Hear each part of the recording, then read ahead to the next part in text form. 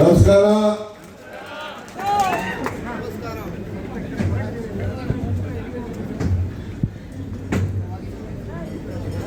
ಬಂಧುಗಳೇ,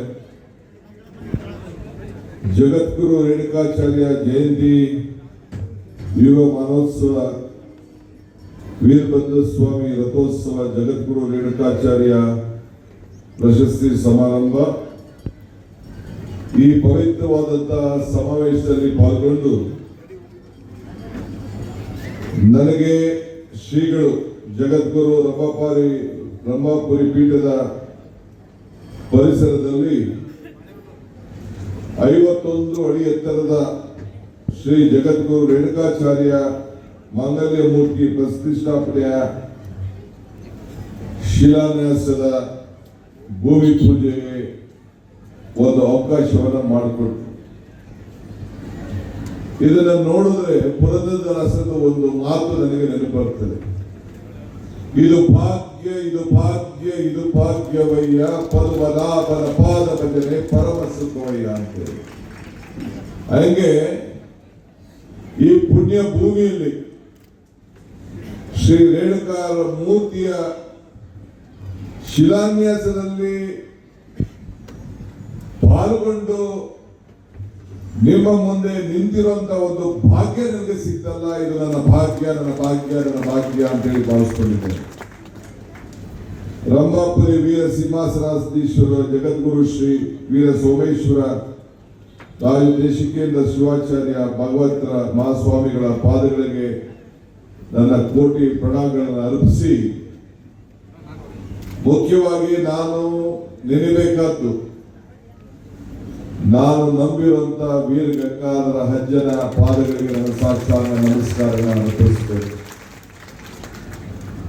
ಇಡೀ ನನ್ನ ಬದುಕನ್ನೇ ಬದಲಾವಣೆ ಮಾಡಿ ನನ್ನ ನಂಬಿಕೆ ಮನುಷ್ಯನಿಗೆ ಮರಕ್ಕೆ ಬೇರು ಎಷ್ಟು ಮುಖ್ಯನೋ ಮನುಷ್ಯನಿಗೆ ನಂಬಿಕೆ ಕೂಡ ಅಷ್ಟೇ ಮುಖ್ಯ. ಹಾಗೆ ನಾನು ಹುಟ್ಟುವಾಗ ಒಬ್ಬ ಒಕ್ಕಲಿಗನ ವಂಶದಲ್ಲಿ ಹುಟ್ಟಿ ಕೆಂಪೇಗೌಡರ ವಂಶ. ನನ್ನ ತಂದೆ ಕೆಂಪೇಗೌಡ, ಅವರಪ್ಪ ಕೆಂಪೇಗೌಡ, ಅವರಪ್ಪ ಕೆಂಪೇಗೌಡ, ಎಲ್ಲ ಕೆಂಪೇಗೌಡರು.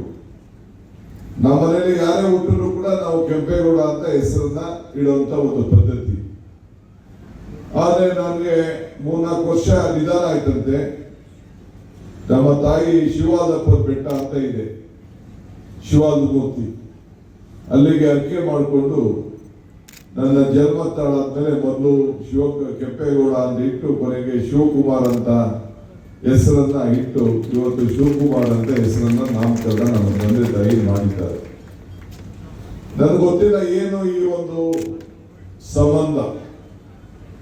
ನಾನು PUC ಕೂಡ ಹೈದರಾಬಾದ್ ಕರ್ನಾಟಕ ಒಂದು ವೀರಶೈವ ಸಂಸ್ಥೆ ನಡೆಸ್ತಾ ಇರೋಂಥ ಒಂದು ವಿದ್ಯಾಭ್ಯಾಸ ಮಾಡಿದೆ. ಅದಾದ್ಮೇಲೆ ಜಗದ್ಗುರು ನಮ್ಮ ವೀರ ಗಂಗಾಧರ ಸ್ಥಾಪನೆ ಮಾಡಿದ್ರಂತೆ, ಯಾವುದು ರೇಣುಕಾಚಾರ್ಯ ಕಾಲೇಜ್. ಅಲ್ಲಿ ನನ್ನ ಕಾಲೇಜ್ ವಿದ್ಯಾಭ್ಯಾಸ ಮಾಡಿದೆ. ಸೊ ಇವತ್ತು ಇಲ್ಲಿದ್ದೀನಿ. ನಮ್ಮ ಗಡ್ದೇವ್ರ ಮಠ ಕೂತವ್ರೆ, ಅವರು ಒಂದು ದೊಡ್ಡ ಕಾರ್ಯಕ್ರಮ ಮಾಡಿದ್ರು.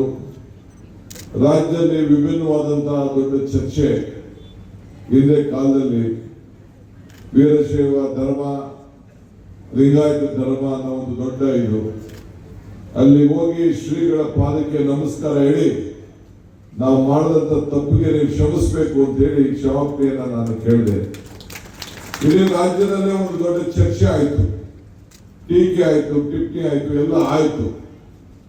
ಆದರೆ ಕೊನೆಗೆ ನಾನು ಯಾರು ಕೂಡ ಎದುರುವಂಥದ್ದು ಅವಶ್ಯಕತೆ ಇಲ್ಲ.